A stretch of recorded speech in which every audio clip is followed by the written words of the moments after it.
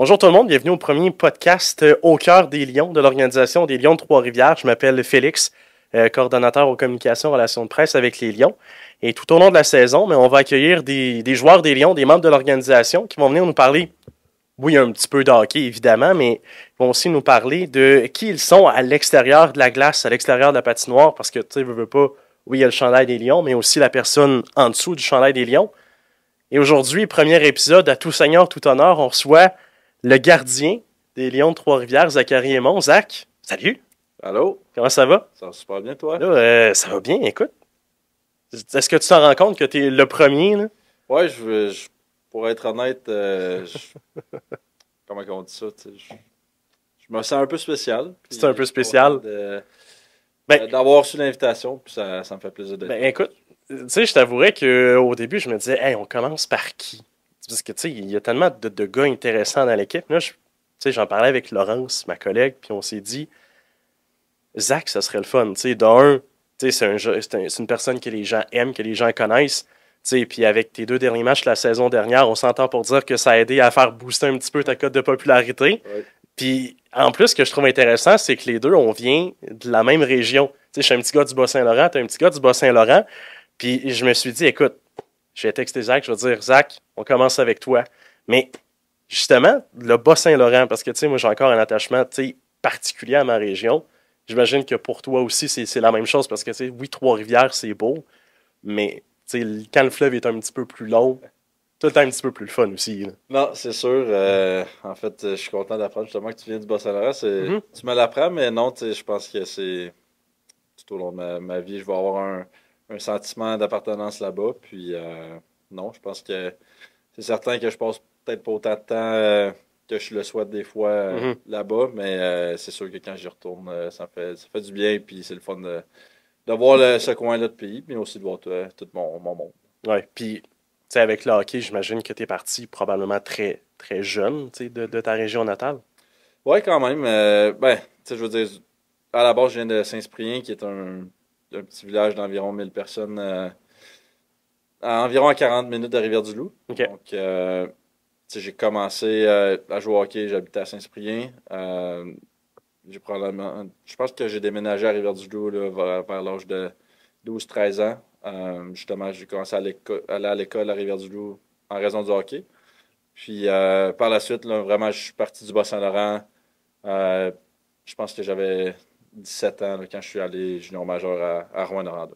Et le Bas-Saint-Laurent, Rouyn-Noranda, ça fait quand même une bonne route, j'imagine. Tu sais, aussi, un jeune de 17 ans qui, tu sais, veut pas, oui, en jouant au hockey, tu te promènes quand même pas mal, mais tu sais, de partir de la maison à 17 ans, tu te ramasses à quoi? C'était à 10 heures de route, du Bas-Saint-Laurent, Ouais, même plus, je pense Rouyn-Noranda? que Rouen de chez nous, je pense que c'était environ 12 heures. OK. Quand j'étais repêché là-bas, tu sais, moi, c'est sûr que c'était une journée incroyable pour moi. Peu importe où j'allais être repêché, Oui. j'étais super heureux. Tu sais, c'est sûr que mes parents, eux, ils ont pensé à ce côté-là un petit peu plus. Moi, j'y pensais même pas, mais non, honnêtement, ça a super bien été. Tu sais, quand tu arrives à ta première année dans le junior, tu as tellement de nouvelles choses à apprendre, des nouveaux coéquipiers que tu vois pas le temps filer. Puis Mhm. c'est sûr que tu sais, la maison te manque un peu parfois, mais somme toute, là, ça s'est super bien passé. Tu sais, je pense que de toute façon, dans le junior, tu sais, quand vous arrivez, vous êtes normalement bien accueillis, tu sais, avec les pensions, les trucs comme ça, parce que, tu sais, oui, il y en a qui sont chanceux, ils sont repêchés. Exemple, tu avais été repêché par l'Océanique de Rimouski, tu sais, c'est pas mal plus proche, tu sais, Ouais. tu peux faire le voyagement un peu plus souvent, mais tu sais, veux pas avoir une pension, j'imagine que tu sais, c'est comme une deuxième maison pour toi, rendu là. Ouais, c'est ça. C'était une première pour moi en pension. Tu sais, parfois, Midget 3, il y a des gars qui sont en pension Mhm. parce qu'ils viennent d'un peu plus loin. Tu sais, moi, j'ai joué avec des gars qui venaient de la Gaspésie, il n'y avait pas le choix d'être en pension. Midget 3, mais tu sais, pour moi, c'était la première fois. Puis, c'est sûr que c'est une adaptation. Tu sais, c'est pas vrai nécessairement que tu as un fit qui est parfait avec toutes les familles. Tu sais, chaque famille est un peu différente. Puis, tu sais, pour moi, je pense que au camp d'entraînement, j'ai eu une pension. Début de saison, j'ai eu une pension. Finalement, la troisième a été la bonne. Puis, tu sais, je pense que, je veux dire, les pensions qu'on prenait aussi, tu sais, c'était important d'être à l'aise. Puis, Mhm. un coup que j'ai trouvé la bonne, c'est par la suite, j'ai resté avec la même pension pour le reste de mon temps à Rouen. Là. Puis ton stage chez les juniors, ça a quand même, je dirais, relativement bien été, mais même on pourrait enlever le relativement, parce que champion de la Coupe du Président qui est rendu le trophée Gilles Courteau dans la JMQ, champion de la Coupe Memorial. Il n'y a pas beaucoup de joueurs de hockey qui peuvent se vanter d'avoir remporté ces deux trophées-là. Écoute, comment c'était de vivre ces moments-là? C'est en 2018, je me rappelle bien, 2019? 2019, je pense, ouais, c'est ça, saison 2018-2019. Honnêtement, j'ai jamais fait partie d'une équipe qui était autant c'était spécial à mes yeux. Je veux dire, ce qui s'est passé cette année-là, c'était quelque chose que. En tout cas, j'espère que je vais le revivre, mais c'est plutôt rare. Je veux dire, on avait une fiche, je pense que sur 68 matchs, on a perdu 9 dans toute la saison. On avait des gars, oui, avec des gros noms, mais surtout, ce qui a fait la force de notre équipe, c'est qu'on avait une équipe très, très soudée, un groupe très serré. Puis, non, je pense que juste d'avoir gagné ces deux trophées-là, c'est une saison qui est. Je ne vais jamais oublier je pense, comme j'ai dit, ça va être dur de battre une saison comme ça là, dans ma carrière où est-ce que, autant individuellement, ça a été probablement ma meilleure saison, mais collectivement, ça a été vraiment quelque chose que, comme j'ai dit, que je n'oublierai pas. Là. Puis surtout que, tu sais, quelques mois avant aussi, tu as été repêché dans la Ligue nationale de hockey en 6e ronde par les Sharks de San Jose. Le repêchage de la Ligue nationale de hockey, quand tu regardes ça de l'extérieur, tu te dis ça doit être tellement stressant pour un jeune de quoi, 17-18 ans, tu es assis dans les gradins de l'aréna où a lieu le repêchage, c'est comme, OK, quand est-ce qu'ils vont m'appeler, quand est-ce que ça va être mon tour, c'est long, puis rendu en 6e ronde. Est-ce que tu avais un peu perdu espoir à ce moment-là où tu te disais non, je vais rester jusqu'à la fin, puis Moi, advienne que honnêtement, pourra?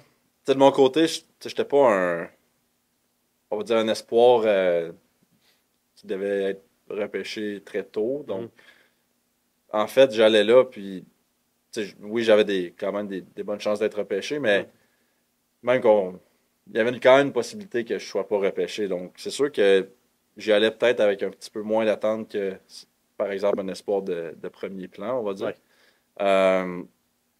C'est sûr que ce qui devenait un peu plus stressant, puis c'est là que je rentrais un peu plus dans ma tête, c'est quand les gardiens, je veux pas, je connaissais quand même les gardiens de mon âge, surtout au Québec. C'est quand je commençais à entendre leur nom, là, j'étais comme, OK, là, des fois, c'était même une équipe que je savais qui était intéressée à moi, parce que j'avais eu des entrevues avec eux, ça avait bien Ah été. oui.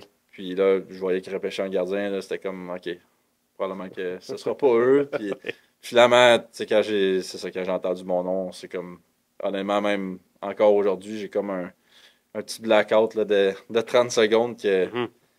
je me souviens avoir collé ma famille puis tout ça. Puis après ça, je suis descendu en bas puis ça tout a déboulé. Mais non, vraiment, c'était un moment incroyable que, justement, quand t'es jeune, tu regardes la télévision puis c'est un peu dur de réaliser Oui. quand ça arrive vraiment que t'es là puis que finalement, c'est ton nom qui a été appelé. Là. Puis tu as parlé des équipes avec qui tu as eu des entrevues. Tu sais, oui, tu as été repêché par les Sharks, mais tu sais, quand tu es arrivé au repêchage, tu as vu tes entrevues, tu t'es dit, OK, j'ai cette liste-là, ces équipes-là avaient l'air quand même intéressées. Je peux-tu te demander c'est quelles équipes qui étaient intéressées? Ben, c'est Si sûr c'est pas que indiscret. Là. ben, c'est sûr que premièrement, les Sharks étaient intéressés. Euh, J'avais eu aussi, tu sais, moi, dans le fond, vu que je n'étais pas nécessairement un espoir qui était classé dans on va dire, les 3-4 premières rondes, Mhm. je n'étais pas allé au combine de la Ligue nationale, c'est comme OK. les tests, puis tout ça. Par contre, chaque équipe a un petit combine, je ne sais pas en français comment on pourrait appeler ça, Un là, test mais physique. c'est ça, des C'est tests comme physiques ça. avec des entrevues que. Donc, moi, j'avais été. Montréal en avait un, j'avais été à celui des Canadiens, j'avais été à Buffalo, j'avais été à Chicago. Donc, tu sais, à la base, c'est quand même trois équipes que s'ils te font venir dans leur ville, te parler, faire des tests, ils sont quand même intéressés. Puis, comme j'ai dit, les Sharks, bien entendu, ils étaient intéressés. Puis, c'est la seule équipe même qui m'ont fait une deuxième entrevue, tu sais, OK. la veille du repêchage, qui était à Dallas. J'avais reçu un texto qui voulait me rencontrer une deuxième fois. Donc, c'était l'équipe quand même qui avait démontré vraiment probablement le plus d'intérêt. Donc, c'est sûr que j'étais surpris, je veux dire, je savais pas s'il allait vraiment me repêcher, mais tu sais, j'étais Mhm. pas surpris non plus qu'il me sélectionne vu leur intérêt. Là. Puis quand t'es un petit gars, tu joues au hockey, on s'entend pour dire que le rêve, c'est tout le temps de jouer dans la Ligue nationale. Et quand tu te ramasses en entrevue comme ça, puis à faire des tests physiques pour les équipes de la Ligue nationale, j'imagine qu'il doit avoir un certain niveau de stress. Euh, ben pour moi, ça a commencé. Tu sais, j'étais arrivé dans la plupart des espoirs, on va dire, qui sont au repêchage de la Ligue nationale. Ils vont commencer leur junior à 16 ans. Tu sais, ils Mhm. vont pas jouer une deuxième année de Jet 3. Ils vont commencer junior majeur à 16 ans, à 17 ans. Ce qui est l'année de repêchage, ben, ils sont déjà habitués d'avoir une année dans le corps, on va dire, dans la ligue. Puis moi, c'était ma première année de junior majeur. J'avais joué 2 matchs à 16 ans, mais c'était juste comme remplaçant. Euh, donc, veux pas, j'avais comme. Je m'attendais pas en début de saison. Tu sais, oui, c'était un but pour moi d'être repêché à la fin de l'année, mais au pire, s'il y avait quelque chose, ce serait peut-être l'année d'après. Tu sais, je savais que j'allais être gardien numéro 2, pas jouer beaucoup. Mhm. Euh, Finalement, juste avant Noël, c'est là que j'ai comme eu la première équipe qui m'a approché et qui voulait faire une entrevue. Que là, j'ai comme eu un certain déclic dans ma tête. Puis j'étais comme, ah, finalement, tu sais, peut-être que ça pourrait se passer cette année. Puis peut-être pas si loin de ça de mon but, mon rêve. Puis, donc oui, la première entrevue, c'est sûr que là, t'es comme, OK, c'est. T'avais quel âge à ce moment-là? T'avais J'avais 17 ans? 17 ans, ouais. OK.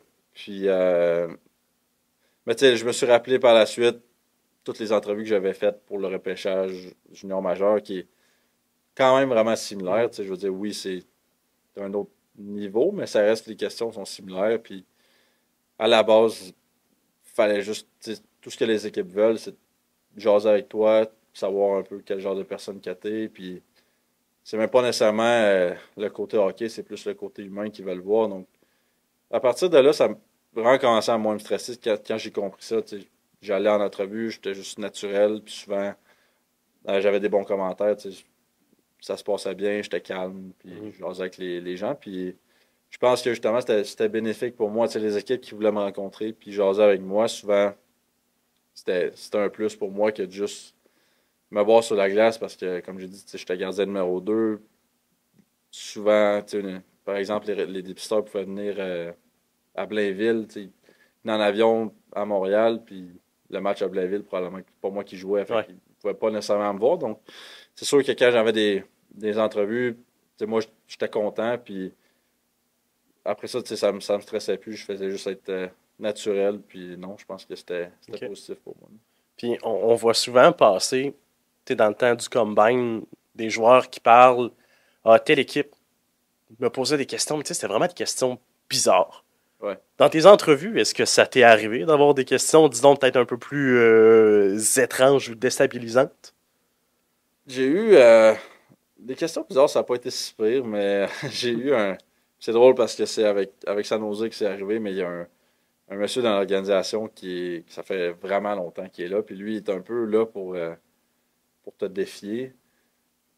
Puis, je me souviens, ça c'était en fait, c'était la veille du repêchage, c'était ma deuxième entrevue, puis clairement qu'il avait fait des recherches avant que j'arrive dans la salle, mais première question qu'il me demande, il dit, tu viens de où? Fait que là, je suis comme, ben, tu sais, le monsieur est américain. Ben, je viens de 2 heures de Québec, là, tu sais. Je Oui, pense pas qu'il connaît oui. vraiment. Puis là, non, il dit, tu viens de où? Ben, je dis, Rivière-du-Loup. Là, je viens pas de Rivière-du-Loup non plus, je viens d'un village de. Non, il dit, tu viens de où? Ben, je viens de Saint-Cyprien. Bon, là, je suis comme, là, excuse-moi, tu sais. Il dit, non, il dit, je sais c'est où. Il dit, tu penses que je connais pas le monde. Puis, là, tu sais, en partant, il voulait comme Oui. me déstabiliser. Puis, fait que, tu sais, c'est ça. J'ai pas eu de questions tant spéciales, mais cette entrevue-là a été un peu ce qui m'a le plus déstabilisé parce qu'il veut pas, il voulait un peu me défier, mais j'imagine que ça a bien été si ils ont décidé de me repêcher quand Ouais. même. Mais je te comprends pour l'aspect de tu viens de où, parce qu'on dirait que dès que tu viens d'un petit village, d'une petite place, tu te dis, écoute, c'est sûr, même quand c'est des gens du Ouais, Québec, tu c'est te dis, ça. hey, c'est sûr que tu connais pas ça, d'où je viens. Tu sais, je viens d'une place à 1h30 de route de Québec. Ah oui, mais peut-être que je connais ça. Finalement, tu leur dis, eh oui, ah oui, je connais ça, mais je Ouais. comprends parfaitement ce que tu veux dire. Puis, après le repêchage, tu sais, comment ça a déboulé pour toi? Parce que, tu sais, on a parlé de l'année 2018-2019 avec les Huskies, où tu as connu une bonne saison, les championnats et tout. Niveau professionnel, comment ça a déboulé par la suite? Ben, premièrement, j'ai été repêché. Par la suite, j'ai eu mon premier camp de développement avec les Sharks, qui est généralement 1 semaine à 2 semaines après le repêchage. Donc, c'est Mhm. juste euh, des jeunes espoirs ou des joueurs qui invitent. C'est même pas des joueurs. Les joueurs qui jouent dans la Ligue américaine sont vraiment rares là, à ces camps-là. Donc, c'est vraiment les plus jeunes pour, justement, comme le nom le dit, un peu les développer. Un camp que tu apprends beaucoup de choses qui est quand même très spécifique à ta position, des choses techniques. Donc, j'ai eu ce camp-là qui est d'une semaine. Ça m'a aussi permis de connaître la ville, toute l'organisation, l'entourage et puis tout ça. Donc, ça a super bien été. Par la suite, j'ai terminé mon été d'entraînement. Et là, je suis retourné à Rouen pour peut-être 1 semaine avant le camp d'entraînement des Sharks. Je suis allé à Rouen pour le camp d'entraînement des Huskies. Puis par la suite, je suis parti à San Jose pour mon premier vrai camp professionnel. Euh, Là, c'est sûr que tu arrives là, puis c'était la première fois que je côtoyais vraiment Mhm. les joueurs de la Ligue nationale. Donc, Puis à ce moment-là, il y avait qui pour le fun, tu sais, au ben, à camp ce des moment-là, Sharks? les Sharks étaient encore vraiment dominants. Donc, il y avait Joe Thornton. En fait, j'étais là quand ils ont fait l'échange d'Eric Carson. J'étais là cette OK. journée-là. Puis, tu sais, Carson est arrivé, Brent Burns, Marc-Édouard Vlasic, Logan Couture, Thomas Hurdle. Donc, l'équipe était. Tu sais, je pense qu'ils ont perdu en finale de conférence cette Mhm. année-là. Donc, ils étaient vraiment dominants. Fait que c'est sûr que moi, ma première journée là-bas, j'étais comme. C'était vraiment spécial de côtoyer ces gars-là, Puis tu sais, d'être sur la surtout, glace avec eux. tu sais, surtout que c'est des gars que tu vois à la télévision, t'es comme, là, j'arrive, mais tu sais, je porte le même chandail qu'eux. Ouais, Fait que, c'est tu ça. sais, ça doit être quand même difficile de dire, là, c'est pas des gars que je regarde à la télévision puis que j'aime voir jouer. C'est des coéquipiers sur la glace. Ça doit être quand même Ouais, ben c'est de faire déstabilisant. tu sais, c'est sûr que au début, t'es comme, ok, je suis vraiment sur la glace avec eux, mais il faut quand même vite que tu flippes la switch, puis tu veux Mhm. pas, tu fasses ton travail sur la glace. Fait que tu l'oublies quand même rapidement, mais. Fait que c'est ça, tu sais, je suis arrivé là-bas, j'ai passé peut-être une journée là. Par la suite, c'était tout de suite le camp des recrues. C'était un tournoi à Vegas qu'on avait. Donc, on est parti, je pense, 2 jours après. Euh, on avait 3 matchs, je pense. On était 3 gardiens. Donc, j'ai joué un match. Mon père et ma grand-mère avaient fait le voyage. Ils étaient venus voir un peu mon premier match Mhm. avec l'uniforme de San Jose. Puis, ça avait super bien été. Je pense que j'avais fait un blanchissage. Donc, c'était vraiment euh, plaisant comme tournoi, on va dire. Tu sais, je jouais le premier match, donc après ça, je veux pas le stress tombe un peu. Je pouvais profiter de la ville. Tu sais, mon père était là, donc ça a été un beau moment. Par la suite, je suis revenu à San Jose, puis tu sais, j'avais pas d'attente. Je veux dire, j'avais 18 ans, fait que clairement que j'allais revenir junior. Ah oui.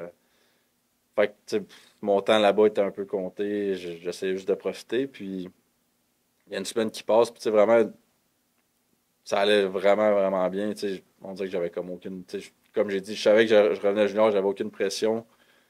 Je faisais juste m'amuser, j'étais avec ces gars-là, tu sais, c'était comme incroyable. Puis là, un matin, j'arrive pour aller m'habiller, puis tu sais, notre équipement, vu qu'il y avait plusieurs joueurs, ils n'étaient pas tous dans la chambre des Mhm. Sharks, ils sont un peu éparpillés partout, puis mon équipement n'était plus là. Donc là, je vais voir le gars de l'équipement, j'ai dit. Mon sac est plus là. Là, j'étais dans ma tête, j'étais comme après moi, je me retourne à Ouais, je Rouen. m'en vais à la Il maison. dit non, on t'a changé, t'es dans la chambre des Sharks. Fait que là, je me dis, ah, ok. Puis là, j'arrive là, puis j'étais assis à côté de Martin Jones, qui était OK. le gardien numéro 1 à ce moment-là. Puis j'étais comme un des seuls jeunes dans la chambre, parce que tout le reste, c'était les gars réguliers, tu sais, des Sharks. Finalement, j'étais habillé pour le match de pré-saison, dans le Mhm. fond. Là. J'étais sur le banc. Donc, ça a été vraiment, à ce moment-là, c'était vraiment spécial. Je pensais que je retournais, finalement. Ah oui. Ils m'ont gardé une autre semaine de plus avec ces gars-là. Fait que pour moi, c'était juste de l'expérience de plus. Puis, même que je pense que j'ai manqué les 2, 3 premiers matchs de la saison avec les Huskies. OK. parce que j'étais encore là-bas. Puis par la suite, là, je suis revenu à Rouen, puis on dirait que j'avais tellement euh, acquis d'expérience, puis de confiance aussi beaucoup. Je veux dire, quand tu pratiques avec ces gars-là, puis tu as du succès, ben, Mhm. c'est sûr que ça te donne beaucoup de confiance. Donc, j'étais revenu, puis vraiment, je pense que ça a vraiment bien parti la saison, puis j'ai été capable de garder ça toute l'année, puis d'être constant toute l'année, avec, comme j'ai dit, un groupe de joueurs qui était vraiment solide en avant de moi. Donc, c'est sûr que ça m'a permis de, probablement, comme j'ai dit, avoir la meilleure saison de ma carrière. Puis au niveau professionnel, tu es resté dans l'organisation des Sharks pendant combien de temps? Pendant 3 ans? Ouais, ben dans le fond, après cette saison-là junior, où est-ce qu'on a gagné la coupe, les Sharks ont voulu me récompenser, puis j'ai signé mon contrat d'entrée de 3 ans avec eux. Mhm. Ça, c'est après ma saison de 18 ans. Donc, même après avoir signé ce contrat-là, je devais encore jouer une autre année à 19 ans junior. Donc, c'était juste un peu, tu sais, comme une récompense. Puis, donc, j'ai rejoué une autre année junior. La fin de cette saison-là, c'est la COVID est arrivée, donc on n'a pas terminé. Puis, tu sais, par la suite, la saison d'après, que j'avais 20 ans, là, j'étais éligible à aller jouer dans la Ligue américaine. Puis finalement, le hockey junior a recommencé ici. Puis là-bas, à cause de la COVID, ça recommençait juste en janvier. Donc, ils m'ont dit, joue une autre année junior. Puis par la suite, tu t'en viendras. Donc, à ce moment-là, en raison en fait, de tout ce qui est arrivé, j'ai perdu une année de contrat. Donc, j'ai été à San Jose professionnel pendant 2 ans. Donc, j'ai perdu une année là, sur mon contrat à cause de ça. OK. Puis c'est après que l'appel de l'Organisation des Canadiens est arrivé. Ouais, dans le fond, j'ai joué ma première année au niveau professionnel à San Jose. Euh, Là, j'avais déjà un peu des problèmes avec mes hanches Hmm. qui traînaient depuis justement ma saison de 19 ans junior. Puis quand je suis arrivé à ma deuxième saison pro, tu sais, là, ça commençait vraiment à plus me déranger, mais tu sais, j'avais peur de perdre une opportunité ou peu importe. Tu sais, il n'y a jamais de bon moment nécessairement pour Ouais. faire avoir une opération. Euh, Puis là, quand j'ai vu qu'il y avait un peu une congestion, tu sais, au niveau des gardiens à San Jose, il y avait aussi comme tout changé les dirigeants de l'organisation. Fait que, tu sais, pour moi, c'était comme quand j'ai vu ça, j'ai dit OK, je pense que c'est le temps que je prenne un peu soin de ma Mhm. santé. Donc, j'ai décidé de me faire opérer à ma deuxième saison à San Jose. Donc, j'ai seulement joué 4 matchs cette saison-là. OK. Puis, je veux dire, ça faisait partie du plan. Je savais que mon contrat terminait aussi après cette saison-là. Donc, je me doutais que j'allais probablement pas re-signer là-bas, tu sais, après avoir joué 4 matchs. Donc, c'est là que, en étant joueur autonome, on regardait les options. Puis le Rocket était intéressé. Donc, pour moi, c'est sûr que ça a été une opportunité que je voulais pas sauter par-dessus. Tu sais, je pense que de juste revenir près de chez nous, puis de pouvoir jouer au hockey professionnel au Québec, Ouais. c'était quelque chose que je voulais vivre, là. Puis pour qu'on fasse la ligne du temps, tes opérations aux hanches, parce que tu as été opéré Ouais. aux deux hanches à la fin de l'hiver 2023. Je pense que ouais, Ça, c'est avant que tu signes avec l'Organisation du Canadien. OK. Puis eux, même si tu t'étais fait opérer, ils se sont dit, écoute, Zachary, on l'aime bien, on va lui offrir un contrat. ouais, tu sais, je pense que c'est ça. Il connaissait mon potentiel, tu sais, je veux dire. C'est sûr qu'ils ne sont pas basés sur la saison que je venais de jouer parce que, comme j'ai dit, j'ai joué 4 matchs. Donc, c'est un peu difficile de pouvoir négocier un contrat avec 4 matchs. Mhm. Par contre, tu sais, je veux dire, ils me connaissaient quand même depuis un bon bout de temps. Puis, ils ont voulu me donner une chance. Je pense qu'ils s'attendaient peut-être à ce que je sois prêt en début de saison passée. Il y a eu, ça a été un peu plus difficile à ce niveau-là. Tu sais, je recommence seulement en novembre. Mais non, tu sais, c'est sûr que je suis reconnaissant qu'il m'ait donné une chance à ce niveau-là. Puis non, tu sais, je pense que ça a été 2 grosses opérations pour moi. Euh, mais aujourd'hui, je suis content de l'avoir fait. Puis tu sais, je veux dire, je m'attendais à devoir un peu partir à zéro. Euh, mais comme j'ai dit, je pense que la santé était ma priorité. Puis aujourd'hui, ben, la santé est bonne, donc c'est là que je peux seulement repartir à neuf puis juste souhaiter le mieux. Là. Puis les procédures chirurgicales qu'ils ont fait dans tes hanches, est-ce que c'est des choses que tu aurais pu, exemple, repousser jusqu'à la fin de ta carrière ou il fallait absolument que ça soit fait si, justement, tu voulais avoir une carrière assez longue? Non, dans le fond, ça faisait déjà 3 ans que je repoussais, donc ce que le chirurgien m'a dit, c'est que si j'avais continué à repousser, on va dire, une autre année, 2 ans, dans le fond, ce qui est arrivé, c'est que mon labrum était déchiré, donc c'est un peu le coussin dans l'articulation de la hanche. Donc, si ça avait continué de déchirer encore plus, puis d'avoir beaucoup de dommages, ben là, c'est pas le labrum qui aurait pris le dommage, mais c'est vraiment le cartilage de la hanche. Donc, quand tu es rendu au cartilage, il n'y a comme pas de point de retour. Il aurait fallu qu'il remplace complètement ma hanche. Je pense que ma carrière Surtout que tu es encore très jeune. Ouais, Tu c'est as quoi, ça. tu as 24 ans? Ouais. Non, ma carrière a été terminée, donc Ok. je pense pas avoir.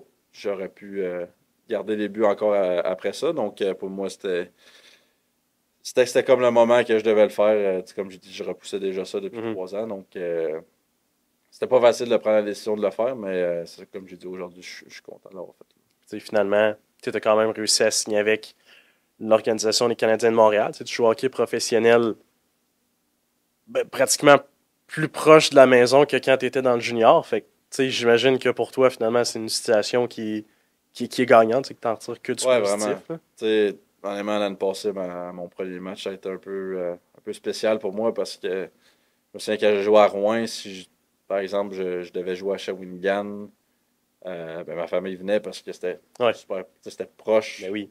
comparativement à Rouen. Donc, tu sais, l'année passée, ça faisait spécial parce que ça faisait probablement 3 ans là, que j'avais pas joué aussi près de la maison. Là. Tu sais, jouer au hockey professionnel au Québec, tu sais, il n'y a pas beaucoup de Québécois Ouais. nécessairement qui ont cette chance-là. Tu sais. Au midget 3A, dans le junior, tu as joué avec plein de joueurs qui n'ont pas cette chance-là. Toi, tu as cette chance-là. Fait que, tu sais, j'imagine que ça doit être un privilège. Là. Ouais, non, c'est sûr. Tu sais, puis veux pas, j'ai pris goût à ça l'an dernier aussi. Tu sais, cette année, euh, j'avais quelques options auxquelles je pensais, tu sais, où est-ce que je pouvais jouer. Puis, tu sais, en ligne de compte, j'étais super bien ici au Québec l'année passée à Trois-Rivières. Donc, pour moi, je me suis dit, écoute, j'ai adoré ça l'an dernier, je vais revenir une autre année. Tu sais, je pense que d'un, justement, ça te permet d'être près de tes amis, de ta famille. Mhm. Je suis même, tu sais, maintenant, j'habite à Québec, donc je suis près de la maison aussi. Si j'ai une journée de congé, c'est facile pour moi de retourner chez nous. Donc, tu sais, je pense que c'est un peu plus facile de faire une coupure avec le hockey, tu sais, quand tu as une journée de congé. On dirait que c'est plus facile de décrocher un peu. Tandis que quand tu es loin au milieu des États-Unis, Oui. ben, oui, tu as une journée de congé, mais ça reste que tu es comme t'es probablement tout seul chez toi. Puis, donc, tu sais, pour moi, ici, c'est. J'imagine que je vais regarder des séries. Ouais, Là. c'est ça. Tu sais, ici, c'est plus facile de soit passer du temps avec des amis de la famille ou Mhm. juste retourner à la maison. Donc, ce côté-là est vraiment le fun. Puis, tu sais, je pense à la base, le Québec, c'est vraiment une province Ouais. de hockey. Donc, tu sais, je pense qu'on le sent avec les partisans qu'on a ici. Puis, juste, comme tu as dit, la culture du Canadien de Montréal qui se fait sentir justement jusqu'avec les Lions. Puis, tu sais, surtout de la façon que tu as terminé la saison régulière, la saison passée. Tu sais, honnêtement, tu sais, je pense qu'il y a comme un certain engouement aussi qui a pu se créer autour, oui, de l'équipe, mais tu sais, autour du gardien que tu es. Surtout l'avant-dernier match de la saison. 2-0, tu sais, si les Lions perdaient, mais écoute, les chances de faire les séries, c'était terminé. Puis t'as Zachary qui arrive qui dit Hey, non, non, les gars, il n'y a rien qui va passer. Comment t'as vécu ce match-là? Parce que, tu sais, moi, j'étais du haut de la galerie de presse, puis je regardais ce match-là, puis, tu sais, on dirait qu'il n'y avait rien qui pouvait te déranger Mhm. cette soirée-là, le 13 avril dernier. Qu'est-ce qui se passait dans ta tête à ce moment-là? Ben moi, pour ma part, je suis quelqu'un qui est quand même très calme. Puis Mhm. des fois, ça peut me nuire aussi, je vais être Ouais. honnête. Tu sais. Euh, des fois, j'ai besoin un peu de me donner une claque dans la face tu sais, avant d'embarquer sur la glace ou juste un matin parce que justement, tu sais, je suis calme, je fais mes choses. Puis c'est des fois, je suis un peu plate. Je suis Mhm. tout le temps pareil. Puis je pense que quand il y a des gros matchs très importants où est-ce qu'il y a plus de pression, ben, on dirait que pour moi, c'est juste parfait parce que ça fait juste en rajouter un peu. Je suis pas trop nerveux, je suis pas. Mais ça fait juste me donner un peu plus de gaz, un peu plus de Ouais. motivation. Puis fait que, quand Ron m'a dit que j'allais jouer ce match-là, on perd, c'est terminé, on fait pas les séries, ben pour moi, c'était comme. C'était le match parfait que je voulais jouer. Je veux dire, j'étais content. Puis ça a super bien été, un blanchissage. Donc le lendemain, le scénario s'est répété encore. La même chose, je devais jouer. Puis la même chose est arrivée. Donc, c'est ça. Pour moi, je pense que un match comme ça m'a juste donné un peu plus d'énergie. Puis Mhm. j'ai souvent été justement comme ça dans ma carrière où est-ce que quand il y a plus de pression, ben, ça fait juste un peu me donner un peu plus de gaz, on va dire. Tu sais, surtout avec tout ce que l'organisation a vécu, veut pas, la saison dernière.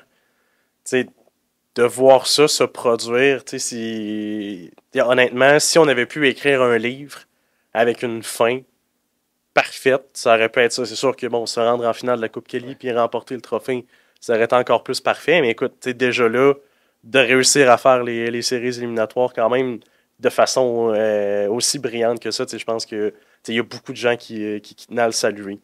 Et depuis le début de ta carrière, tu sais, j'imagine que tu as quand même eu plusieurs mentors. Tu sais, mettons, tes mentors là, depuis que tu es tout petit, là, ce serait qui? Premièrement, il y a eu mon père qui était gardien de but aussi. Pour moi, la raison pourquoi je suis gardien de but aujourd'hui, c'est à cause de lui. J'ai commencé à jouer au hockey à 4 ans. Je voulais être gardien. Mon père a dit non, apprends à patiner avant. Donc, j'ai joué un an en tant que joueur. Puis, je pense qu'à 5 ans, euh, j'ai le talent encore avec ça. Finalement, il m'a acheté comme un premier équipement. Je- L'équipement n'était pas gros parce que j'étais pas grand, mais puis, à partir de ce moment-là, ça a juste continué. J'ai jamais pensé changer de position. J'ai Mhm. toujours adoré ça. Donc, c'est sûr que mon père a été on va dire, mon premier mentor. Par la suite, j'ai Danny Sabourin qui a été mon entraîneur de gardien à Rouen-Noranda. Quand je suis arrivé, comme j'ai dit, j'étais repêché à Rouen. C'était pas Danny qui était là. Puis la première saison, après mon repêchage, j'avais 16 ans. J'ai pas été là de façon régulière, mais j'ai joué quand même 2 matchs. Puis l'entraîneur là-bas, c'était Joey Perricone, je pense. Puis je m'entendais super bien avec. Mes 2 matchs avaient bien été. Je savais que j'allais comme faire le saut là-bas la saison Mhm. d'après. Puis pendant l'été, j'ai comme appris que Joey revenait pas à Rouen. Puis ça m'a comme déstabilisé. J'étais comme, je m'entendais bien avec. On avait comme un peu commencé ça sur des bonnes bases. Ouais. Puis là, ils ont annoncé que c'est Danny Sabourin qui allait prendre son poste. Donc, Danny Sabourin, pour moi, je savais c'était qui. Il avait joué dans la Ligue nationale. Il avait été le gardien l'auxiliaire de Marc-André Fleury, de Roberto Luongo. Donc, je savais c'était qui de nom, mais pas plus que ça. Puis, je veux dire, j'étais certain que ça il allait être bon, mais ça reste que j'étais un peu déçu de Ouais. voir que Joey s'en allait. Puis, finalement, dès la première journée, Danny, j'ai tout de suite vu que c'était un gars qui est vraiment similaire à moi, c'est très calme. On avait des bonnes discussions sur la glace, côté technique, on se comprenait bien. C'est un gars qui travaille extrêmement fort. J'adore travailler fort aussi, donc on s'entendait bien là-dessus. On passait des heures sur la glace ensemble. Donc, à ce moment-là, ma première année, il m'a beaucoup aidé côté développement. Euh, en tant que recrue, je jouais pas beaucoup, donc on Mhm. passait beaucoup de temps ensemble aux entraînements. Par la suite, la saison d'après, ça a été un peu un mix des deux parce que j'ai joué un peu plus. L'équipe était bonne, donc on s'attendait aussi à ce que j'aie du succès. Donc, on avait un mélange de développement, mais aussi d'essayer d'avoir des résultats.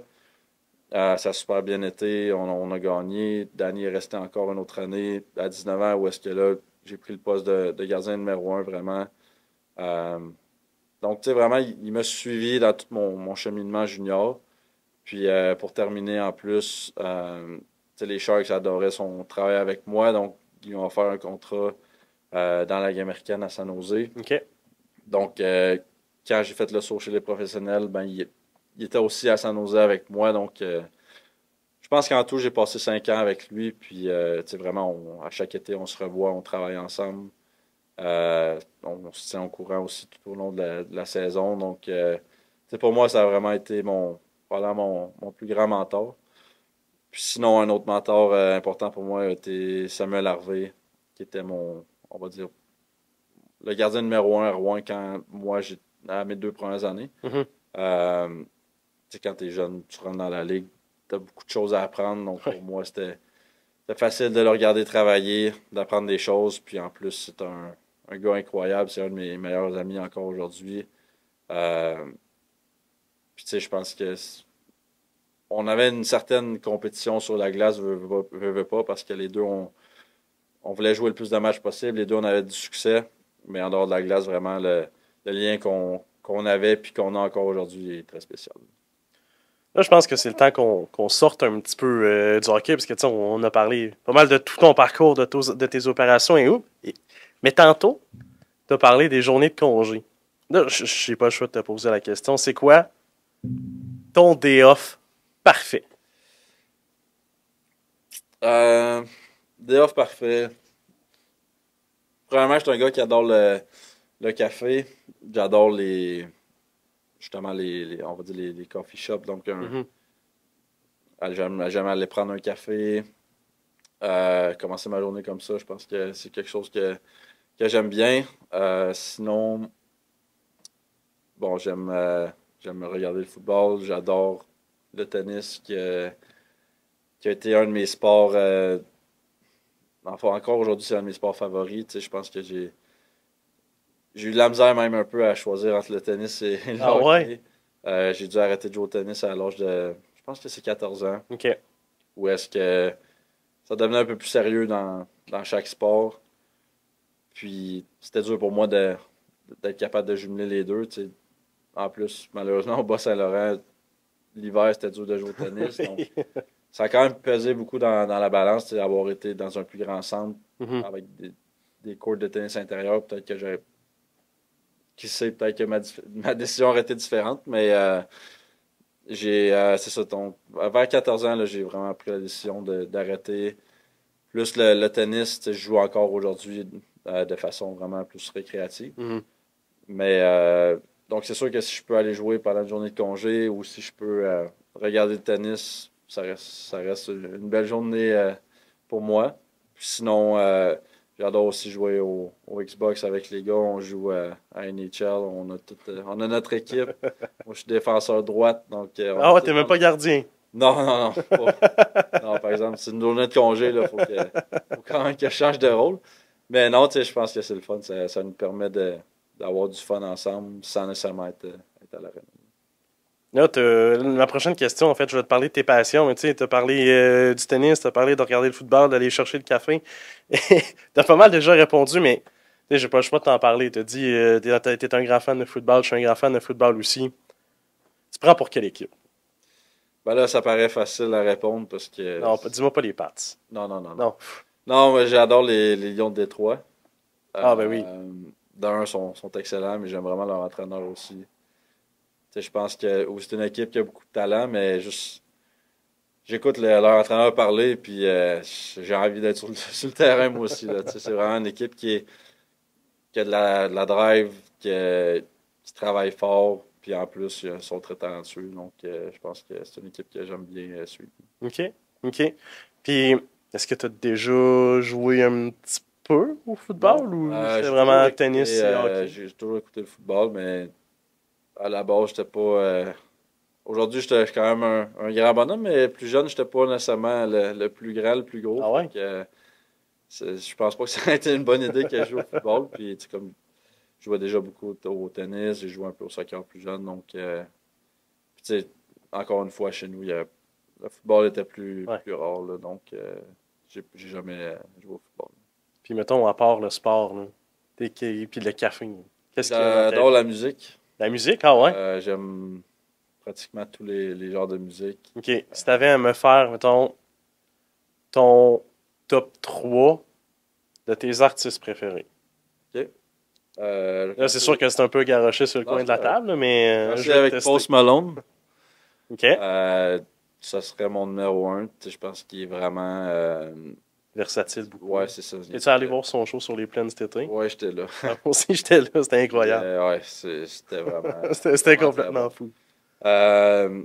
Numéro 2, c'est l'artiste de ma chanson préférée qui est Piano Man, c'est Billy Joel. Je pense Ok. que, justement, je suis un gars qui est plus jeune, mais je suis capable d'écouter de la musique qui date un peu Mhm. plus. Puis vraiment, tu sais, je pense que parfois, je me vois dans ces années-là, puis j'aurais aimé Ouais.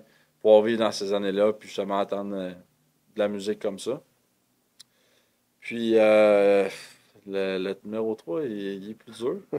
Mais tu sais, je pense que présentement, ce serait peut-être, on va dire Morgan Wallen. Je pense que, encore une fois, c'est très rare. Tu sais, lui et Luke Combs, je pense que peu importe la chanson Mhm. qui vont sortir, tu vas l'écouter, puis c'est rare que tu vas la skipper. Là, tu te dis, ah, ça, c'est pas bon. Ouais, c'est Mais ça. est-ce que t'en joues de la musique ou c'est vraiment juste Non, écouter? j'aurais probablement aimé en jouer. C'est parce qu'à un Mais moment donné, avec le hockey, ouais, c'est avec ça. le tennis, avec J'adore en le reste. écouter, puis je reste à ça. Puis niveau. Parce qu'on dirait qu'on se dit souvent, les joueurs de hockey, on dirait que ça se divertit, mais en écoutant le hockey, en faisant des trucs comme ça, j'ai l'impression que c'est un gros stéréotype. Est-ce que je me trompe? Quand même, Ouais, hein? ben, en tout cas pour moi, Ouais. j'en écoute du hockey, puis on dirait que veut pas, c'est pas ce qui me permet de décrocher, tu sais, je veux dire. Je vais écouter un match de hockey sans le vouloir, je vais pas nécessairement être spectateur, je vais quand même analyser des choses. Donc, Ouais. j'en écoute, mais si je veux vraiment, comme j'ai dit, décrocher, ça va être, si je veux j'ai écouter du sport, ça va être probablement du football ou du tennis. Euh, Sinon, ça peut être des séries ou des films, mais pour être honnête, c'est plus rare, là. Ah ouais? On T'es dirait pas que un gars de série trop?